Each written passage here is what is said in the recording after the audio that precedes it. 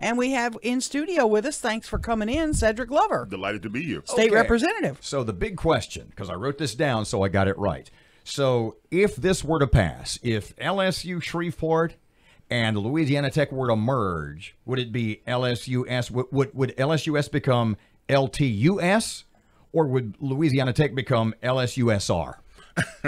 Well, you would not be creating a new system. It would still be Louisiana Tech University. It would just this would be the Shreveport campus of Louisiana Tech University. So it would be LTUS for Louisiana Tech University Shreveport. For those who are looking to tag something, I guess that might be what's used. But I would see it generally as just Louisiana Tech. We had Alan Seabaugh on earlier, and hold on to something right now. Thought you were smart. He said he's inclined to support it right now. He said things that were promised back in 2012 were not delivered by LSU. And so he's got a big meeting, a conference call with people today. This could have some bipartisan support right now. Well, you got to understand, the real source of this obviously goes back to the decades of underperformance on the part of an underinvestment in LSU Shreveport. As a region, we've only invested in public four-year higher education since the year of my birth. The bills that created LSU Shreveport, Southern University Shreveport, and Bossier Parish Community College all passed in the 1965 legislative session. They opened in 1967. So we don't have a great history or tradition in this part of the state of investing in public four-year higher education. We've just not made great use of those 50 plus years. And what it leaves is a great deficit that we all see here in terms of being able to effectively maximize the growth potential of this region, because we lack the kind of university infrastructure necessary to be able to match up with what it is that we have the potential to do. Bluntly speaking, is this just a plan to upgrade LSUS? No, this is a realization. Let me take you back even a little bit further. Who remembers the effort back around 2006, 2007 of trying to create the PhD program in bioinformatics and computational biology here? It was a tandem effort between LSU Shreveport, Louisiana Tech, and the LSU Health Science Center. Yes, I was set to enroll, and at the last minute, I decided to go. Stay in radio. I decided to stay. But it was a lot of hard work that was done by a lot of people here in this region between those three institutions to try and grow the higher education enterprise in this region.